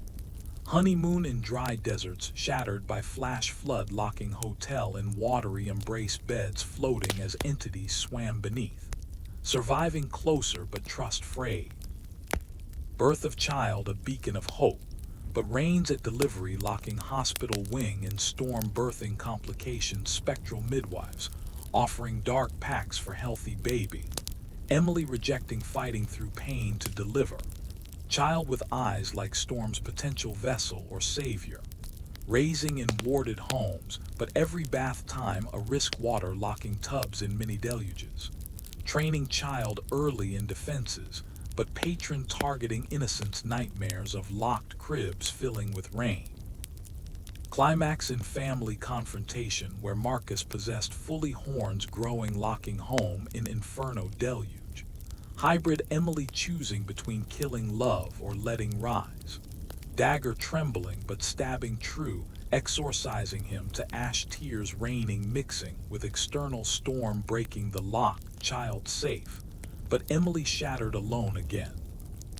Legacy passing to offspring, who continued Hunt's mystery of child's dual heritage deepening suspense in generational cycles, scary family horrors and global threats, lengthy narrative immersing in infinite terror's waves, where hooks drag into forever deluges of apocalyptic promise, expansions into space anomalies, where cosmic rains lock shuttles in zero-G, storms entities floating with vacuum claws, or underwater bases flooded internally by abyssal leaks whispering primordial secrets. Every realm a new lock, a new rebirth, ensuring the horror's eternity. As Emily passed the mantle to her child, now grown into a young woman named Leela with eyes that swirled like storm clouds holding secrets of chaos within. The cycle spun onward, weaving threads of terror tighter than ever before. Leela inheriting not just the merge but amplified powers from the primordial drop that birthed the patron eons ago, when the universe wept its first tear into the void, creating ripples of endless deluge. Her dreams plagued by visions of locked cosmos, where stars drowned in rainy abysses, black holes sucking worlds into watery graves. Waking with sheets soaked not from sweat, but from spectral rain that materialized in her room, pooling on the floor, forming faces of ancestors begging release from eternal containments. The academy now a sprawling fortress hidden in misty mountains, warded against storms, but betrayals festering within as seers turned cultists whispered pacts to the patron's remnants seeking power in the rebirths. One night during a simulated deluge in the dome rain, turning real, breaking seals, locking trainees in glass prisons that cracked under pressure, flooding with blood-tinged water carrying whispers. Rebirth from your fears. Leela leading the purge, confronting the traitors whose skins split, revealing ash skeletons animated by chaos, fire, bones clacking like thunder as they lunged with claws that locked around throats, squeezing life out in gurgles, shattering them with crystal pulses, but one escaping into the wild, carrying a seed of the orb fragment, planting it in forbidden grounds, where it grew into a tree of storms, branches raining acid leaves that locked paths in thorny mazes. Leela hunting it through fog-shrouded forests, where trees uprooted themselves, forming barricades that groaned with trapped souls, moans, vines, wrapping like nooses, pulling her upward into canopies where bird-like horrors with beaks of lightning pecked at eyes. Dodging and slashing with the reforged dagger, now infused with her blood glowing blue, in the gloom severing roots that bled, black ichor sprouting more tendrils faster, multiplying the lockings into infinite loops of pursuit. Finding the tree at the heart, pulsing like a heart of chaos, bark etched with runes that shifted, locking her gaze, causing visions of alternate realms, where the patron ruled supreme, drowning galaxies in perpetual storms, planets locked in ice water hybrids, inhabitants frozen mid-screen. Climbing the trunk slippery with sap that burned skin like fiery rain, stabbing the core, exploding it in ash rain that coated her turning hair gray with premature age, the horror claiming pieces of her youth with each victory. Returning to the academy scarred, but resolute only to find the patron's influence spreading to digital realms, where virtual simulations locked users in code prisons, endless loops of rainy mazes, avatars drowning in pixel flood souls, trapped eternally in servers humming with chaotic energy. Leela diving into cyber hunts with neural links jacking in to face firewall entities shaped like coven witches, casting spells of encryption that locked pathways in binary storms, data streams turning to torrents washing away memories. Battling through layers of code, where viruses manifested as shadow beasts biting with fangs of corrupted files, infecting her mind with doubts and fears. Rebirths happening in milliseconds, infinite cycles of death and respawn in locked levels. extracting the digital remnant, a glowing bite of chaos containing it in a quantum vault. But leaks occurring during power surges caused by global storms, hacking into grids, locking cities in blackouts, where shadows roam streets, possessing the fearful, turning them into vessels that spread the curse through touches cold as abyssal depths. News reports of mass lock-ins during rains, buildings sealing themselves, inhabitants vanishing into walls that absorb them like sponges, leaving echoes of screams in plaster. Leela coordinating global teams, seers stationed in every continent monitoring rifts that opened during eclipses, raining meteors of ash that locked impact sites in craters of fire-water hybrids, bubbling with entities emerging slimy and horned, clawing at rescuers. One mission in the Himalayas, where snowstorms locked climbers in avalanches of cursed ice tombs, freezing bodies, but preserving minds in eternal awareness, trapped staring at white voids. Delving with ice picks, enchanted to melt spectral frost, confronting Yeti guardians, fused with patron's essence, fur matted with rain that never dried, claws locking around limbs, crushing with glacial force. Shattering them with sonic chants that echoed through peaks, triggering more slides, burying allies in snowy graves, their last breaths forming frost ghosts that aided or hindered, whispering clues or lies. Unearthing a rift, crystal pulsing with primordial energy, sealing it, but absorbing backlash that deepened her merged visions now of the patron's birth, not just from a drop, but from the universe's first fear, a cosmic terror of emptiness filled by chaotic rain, birthing demons as guardians of deluge. The mystery unfolding layers, revealing the patron as one of many in a pantheon of chaos siblings, each ruling elements of horror, fire, drought, wind, quake, all converging in a grand alliance to rebirth the void's reign. Leela's quests expanding to sibling realms, hunting the fire patron in volcanic infernos, where lava rains locked caves in molten barriers, entities of flame ash pursuing with whips of magma, scorching flesh. Allying with fire seers who wielded flame wards, but betrayals burning as one turned to cinder, possessed by the sibling, locking the group in a caldera, filling with fiery deluge. Escaping narrow through vents steaming with sulfur, the dagger melting, partially reforged in lava, gaining dual elements. Next to drought realms in endless deserts, where sandstorms locked oases in mirage prisons, illusions of water turning to quicksand, sucking victims into arid abysses, mummified horrors rising wrapped in dust bandages, unraveling to reveal skeletal frames with eyes of parched voids. Navigating with water-dowsing rods enchanted to detect hidden rifts, but triggering sand elementals, towering dunes animated, crashing like waves, locking paths in burial mounds. Confronting the drought sibling, a desiccated figure sucking moisture from air, locking throats in dry heaves. Sealing with merged powers, drawing rain from chaos to drown it in ironic flood, but weakening her own vitality, thirst eternal, now a constant companion. Wind sibling in tornado alleys, where gales locked towns in vortex barriers, houses spinning like tops, inhabitants flung into skis, raining down as broken dolls. Chasing through funnels of debris, dodging flying cows and cars, twisted into locks that clamped on limbs. The wind demon, a swirling mass of faces, howling curses, birthing many twisters that locked lungs in vacuum voids. Battling with anchored chains, warded to ground, chaos sealing it in a bottle of still air, but releases during breezes, whispering temptations. Quake sibling in fault lines, where tremors locked earth in fissures, swallowing cities whole, underground horrors crawling from cracks with tentacles of rock grinding bones.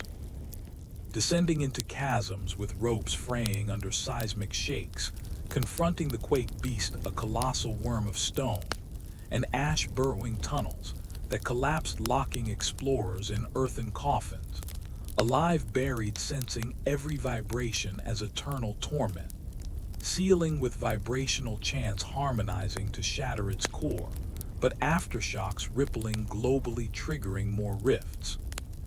The pantheon uniting in a convergence at the heart of chaos, a nexus realm accessed through dream gates during stormy slumbers, locking minds in astral storms, where thoughts drowned in deluge of fears. Leela leading an army of seers through ethereal paths, foggy with nightmares, entities of pure terror manifesting, as personalized horrors locked childhood rooms, flooding with parental ghosts accusing of failures. Battling through layers, peeling back the patron's origins to the void's core, a black sea of primordial rain, birthing all siblings from a single fearful thought of existence itself. The grand confrontation, a symphony of elements clashing, rains, fires, winds, quakes merging into apocalyptic maelstrom, the siblings towering, as amalgam titan horns spanning horizons, claws rending realities. Leela channeling full merge, becoming a vessel of counter-chaos, drawing from seers' linked souls, chanting unison, seals, daggers multiplying in ethereal form, stabbing at the heart, a pulsating orb of void drop. Explosions of light and dark ripping realms asunder, locks breaking across universes, freeing trapped souls in cascades of release. But the patron's final wail, eternity in rebirth, echoing as fragments scattered anew into new drops, birthing micro-patrons in distant cosmos. Leela awakening, aged and weary in the physical world, storms abated, but knowledge heavy, the horror not ended, but diffused into infinite points, waiting for new fears to coalesce. Dedicating twilight years to chronicling the saga in tomes warded against reading during rains, lest they lock minds in narrative deluges. Passing to descendants who continued the vigilance realms, expanding to quantum levels, where subatomic rains locked particles in probabilistic prisons, birthing mini horrors in labs, accelerators spawning entities that locked scientists in time dilations, reliving experiments eternally, or cosmic voyages to exoplanets with alien rains, locking colonies in xenomorphic barriers, creatures of liquid shadow, pursuing with tentacles of unknown elements. Each generation adding layers to the mystery, scary clutches evolving from abyssal oceanic depths to stellar infernos, where solar flares rain plasma, locking ships in magnetic fields, crews burning alive in vacuum screams. Lengthy terror narrative drowning deeper in seas of infinite hooks, pulling into realms where rebirths ensure apocalyptic deluges threat forever in cycles of containment and escape. Yet whispers persist in every drop, hinting at a final key, hidden in the void's first fear, a self-annihilation pact to end the pantheon, but at cost of all existence, balancing on the edge of eternal horror's blade. Expansions into multiversal branches, where alternate Emilys failed merges, becoming patron queens, ruling drowned timelines, locking visitors in regret loops, reliving choices. Leela crossing veils to confront these doppelgangers, battles of wills in mirrored storms, reflections, locking souls in glass prison, shattering with screams of shattered realities. Alliances with benevolent chaos, fragments splintered from the drop, offering aid but treacherous, turning locks inward on her psyche, trapping in doubt mazes, where fears rebirth as personal demons, family ghosts accusing of abandonment during hunts. Exorcising but scars mental eternal vigilance, fracturing sanity into fragments, each holding a locked key to suppression. Global cults rising anew, worshipping the diffused patrons in rainy rituals, sacrificing in locked chambers, blood raining upward, feeding ashes scattered in winds. Infiltrations into hidden lairs under city sewers, flooding with cursed waters. Rats with eyes of fire swarming, locking tunnels in rodent tides, biting with plague teeth infused with chaos. Disrupting altars, smashing idols that bled, storm clouds, mini deluges flooding bases, drowning cultists, but leaders escaping into shadows, vowing greater risings. Pursuits through urban jungle skyscrapers, locking elevators in freefall, stopping inches from death doors, sealing offices in corporate horrors' bosses, morphing into horned figures demanding souls for promotions. Escaping rooftops with helicopter chases through thunderheads, lightning locking blades in mid-spin, crashing into seas where underwater realms awaited abyssal locks of pressure-crushing subs into tin. Ken's crews imploding in bloody mists, salvaging artifacts from wrecks guarded by mer entities, half fish, half ash, swimming with fins of flame burning water into steam bubbles that locked lungs in scalding voids. Containing finds in ever-growing vaults, but overflows during monsoons, locks failing. Releases minor horrors into wild, causing localized apocalypses, villages locked in time bubbles, raining backward aging inhabitants to dust or infancy in cycles of terror. Leela's lineage expanding grandchildren with hybrid gifts, eye-seeing rifts in everyday mirrors, locking bathrooms in portal storms, pulling into sibling realms for brief horrors before return, marked with burns or frost. Training academies multiplying, but attacks constant patrons' intelligence, evolving learning from defeats, adapting locks to psychic forms, trapping in dreamless sleeps eternal, where awareness floated in void rains, pelting souls like needles of fear. Countermeasures with lucid wards, tattoos glowing during slumbers, allowing navigation through nightmare seas, sailing ships of bone crewed by ancestor spirits, battling Kraken patrons, tentacles locking masts in crushing embraces, inking waters with chaos blood. Victories, Pyrrhic losses, mounting family trees pruned by horror's branches, ending in locked graves, where coffins filled with rain drowning the dead, anew unresting spirits rising to haunt the living. The narratives dread infinite suspense in multiversal hunts, mystery of voids, fearful birth, scary clutches of quantum, abysses, cosmic infernos, digital deluges, psychic storms, lengthy immersion pulling hooks deeper into terror's boundless ocean, where every realm births new locks, ensuring the horror's eternity in endless apocalyptic promises of deluge and rebirth, forever cycling through generations and dimensions without cease.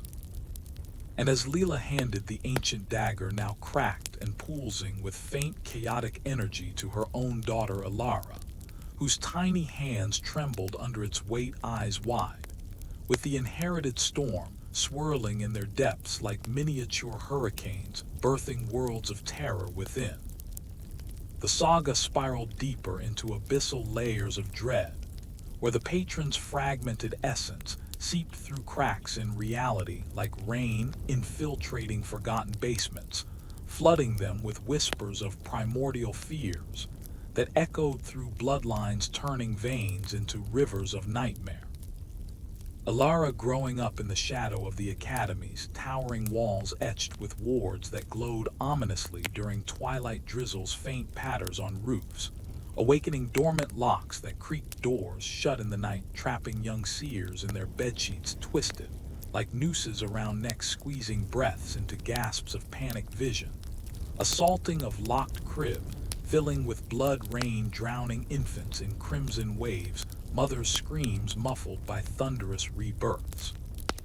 The training halls alive with simulated horrors, where instructors summoned minor rifts, spewing misty entities that slithered across floors, coiling around ankles, pulling trainees into illusory abysses, bottomless pits raining upward with shards of glass-like water slicing skin, and endless falls, loops of terror, reliving descents forever, until wards snapped them back, bruised and bleeding, sanity frayed like old ropes holding back the deluge. But one fateful session, the simulation glitched, a traitor's hidden sigil activating, turning the dome into a true prison, rain hammering from artificial skis, but real enough to flood the chamber knee-deep with icy torrents, carrying skeletal hands that grabbed from below, dragging a fellow student under, surface bubbling, with their muffled cries, body resurfacing, decayed in seconds, flesh melting, to reveal bones etched with curses, rebirth happening before horrified eyes, the entity rising as a reformed minion of the patron, horns budding from skull eyes void, sucking light roaring. From fragments I multiply eternal. Chaos erupting as wards failed one by one, locks engaging on exits, shadows detaching from walls, forming packs of wolf-like horrors. With fur of swirling ash, howling pursuits through rising waters, trainees scrambling up bleachers that crumbled like sand under seismic shakes from the patron's distant laughter, vibrating through dimensions. Lara at the center, channeling her lineages, merge, slashing with the dagger that ignited in her grip, blue flames searing the air. But the minion advancing, claws extending into tentacles that locked around her waist, hoisting her high visions, flooding of the patron's pantheon sibling, reuniting in hidden nexus points across multiverses, fire demon, scorching parallel earths into ashen wastelands, drought sibling desiccating oceans into cracked deserts, wind brother whipping atmospheres into perpetual gales, quake sister shattering continents into floating rubble, all converging rains of chaos, birthing hybrid horrors that locked entire timelines in stasis bubbles, where civilizations relived apocalypses in eternal cycles, fighting free by stabbing the minion's core, exploding it into ash rain that coated everyone, turning hair white with accelerated age, the horror stealing youth in payments for survival. Escaping the dome, but the academy compromised, now infiltrated by cultist spies, who whispered pacts in dormitories during midnight storms, locking rooms in silence barriers, muffling screams as possession spread like plagues, victims waking with eyes glowing, horns budding under skin, turning on friends with fangs bared in betrayal.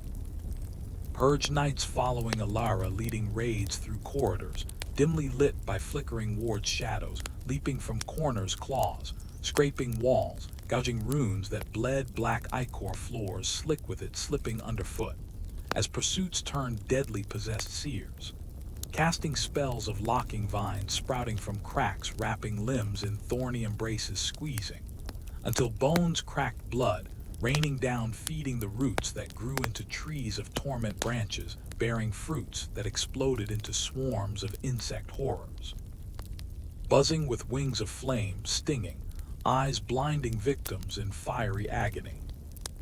One chase leading deep into the academy's underbelly, forgotten catacombs, where ancestors' tombs locked shut, but now creaking open, releasing mummified guardians, wrapped in bandages of ash, unraveling to reveal faces of long-dead Carters, twisted in eternal rage, shambling forward with arms outstretched, fingers locking around throats, choking with grips cold, as abyssal depths, breath stolen in Wheeze's visions, induced of primordial chaos, the void's first fear manifesting as a cosmic drop falling endlessly, birthing the patron and siblings from echoes of nothingness, a mystery unfolding in layers, revealing the horror's origin not just in rain, but in the universe's dread of its own existence, fearing the silence after the Big Bang, filling it with chaotic storms to drown the quiet in deluges of noise and fury. Alara deciphering carvings on tomb walls by flashlight beams, shaking in terror hands the inscriptions detailing a forbidden ritual to sever the pantheon's ties, requiring a sacrifice of a merged bloodline's heart, offered in the Nexus during a convergence eclipse. But the cost, unraveling reality's fabric, risking rebirth of the void itself, swallowing all dimensions in blackness eternal. Hesitation gripping as cultists closed in, footsteps echoing like thunder, in tunnels, torches flaring with infernal light casting shadows that danced mockingly on walls, forming shapes of horned figures, laughing. Silently, pursuits intensifying through labyrinthine paths, dead ends locking with sudden walls materializing from mist, trapping her momentarily, heart pounding as claws scratch from behind, breaking free by blasting wards with merged power rifts, opening briefly, sucking air into voids, pulling pursuit. Screams fatting into nothingness, but alerting greater horrors, deeper guardians, awakening colossal statues of stone, and Ash animating with groans of cracking rock eyes, igniting Red stepping forward with feet that quaked the ground, fissures opening to swallow fleeing cultists, but turning on her two massive hands, slamming down craters forming, dodging nimbly, but debris raining like meteors, bruising shoulders, the dagger slashing at knees, shattering limbs in explosions of dust that reformed slower but relentless. Escaping upward into surface storms, rain pelting like needles of ice, locking the academy gates in frozen barriers, allies pounding from outside, but unable to breach, Alara channeling heat from inner chaos melting through. But burning palms blistered raw, the group regrouping in hidden safe rooms, plotting counterattacks against growing cults, now spreading globally, chapters in every city performing rainy rituals, in abandoned warehouses locking participants in circles of blood rain, summoning minor patrons that possessed hosts, turning them into vessels, marching through streets during downpours, locking buildings in invisible fields.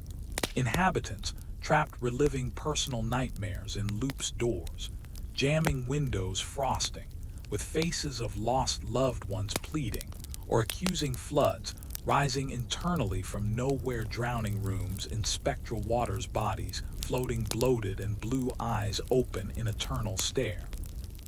Alara's teams infiltrating one such lair, in a fog-shrouded metropolis, sewers twisting like intestines, gurgling with cursed flows, rats swarming with eyes aflame, nipping at heels, carrying plagues that locked muscles in rigid paralysis, victims frozen mid-step, starring as horrors approached.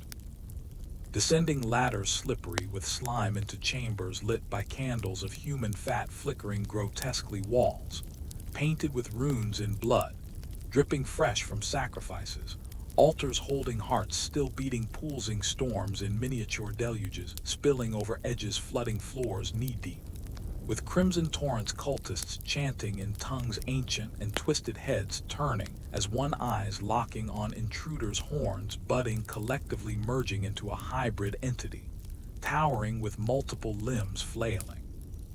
Tentacles of flesh and ash lashing out, locking around waists, hoisting high mouths, opening in unison, roaring rebirth prophecies, visions, assaulting of the pantheon's full reunion in the nexus. A black hole of chaos, where drops converged, birthing a superentity, devouring multiverses in deluges of void rain, locking all existence in stagnant bubbles of fear, eternal cycles of apocalyptic promises, fulfilled in endless rebirths. Battle raging, Alara's dagger flashing, severing tentacles that regrew faster, spurting ichor that burned skin like acid, allies falling one by one, locked in cocoons of ash, hardening into statues, eyes alive, within pleading silently, the horror infinite in its adaptations, learning from each defeat, evolving locks into psychic forms, trapping minds in illusionary prisons, reliving family deaths in stormy nights, houses flooding with rain of tears, drowning in sorrow, loops breaking only with willpower but draining life. Force graying hair, wrinkling skin, aging decades in minutes. Lara confronting the hybrid core, stabbing deep, exploding it in ash blizzard that coated the chamber, turning air thick, choking lungs in coughs of dust, escaping barely with remnants of the heart artifact clutched tight, a beating mass of storm cloud miniaturized, containing essence of a sibling patron, but pulsing threats of release during transports, locking vehicles in mid-drive, engines stalling, doors jamming, highways turning to mazes of fog entities emerging from mist's claws, scraping metal, peeling roofs like Kens, exposing passengers to rainy assaults from skis, opening with thunderous laughs, lightning striking nearby, birthing fire horrors that pursued with flaming trails, scorching asphalt, melting tires in sticky traps.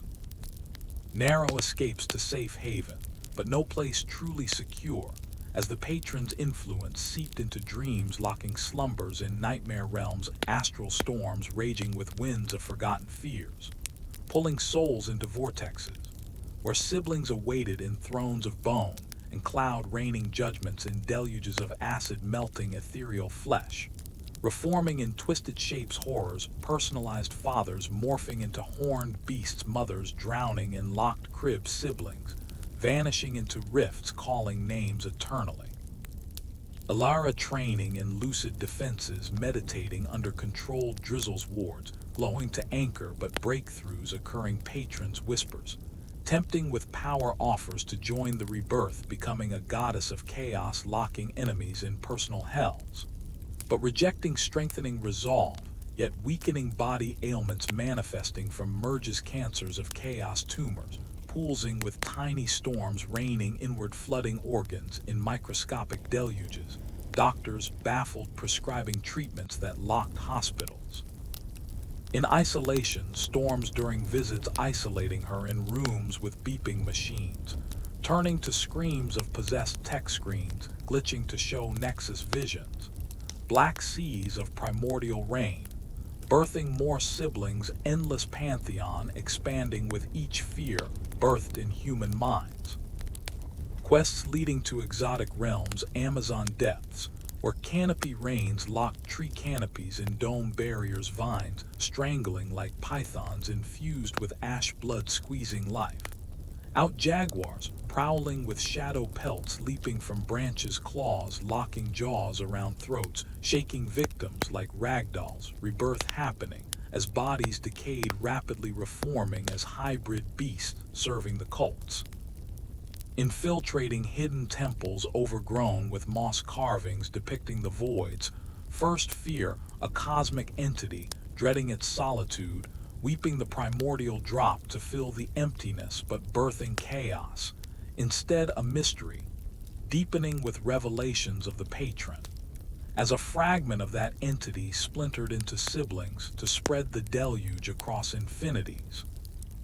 Deciphering scrolls yellowed with age by torchlight flickering in humid air, insects, buzzing horrors with stingers of lightning zapping skin and shocks that locked muscles in spasms, falling prey to floor traps, pits, opening to abyssal waters, teeming with fish-like entities nibbling flesh in frenzies.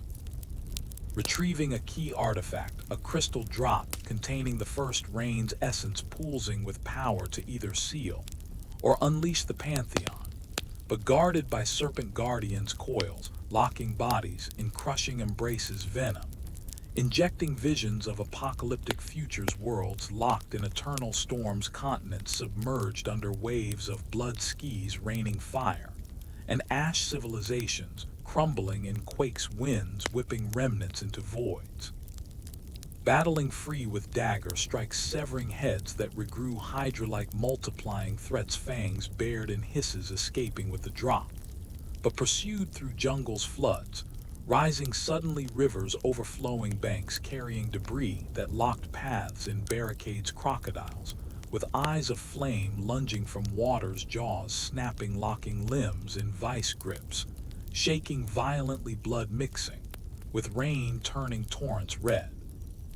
Survival narrow, reaching extraction points, helicopters whirring blades slicing air, but storms brewing, locking rotors in midspin, crashing into canopies, branches impaling craft, survivors crawling out wounded, but alive, the drop safe for now, contained in warded cases, but leaking influence during transport's, dreams intensifying for all involved, locking crews in slumbers where they relived crashes in loops, fiery explosions, repeating eternally, waking screaming, sweat-soaked sheets tangled like locks.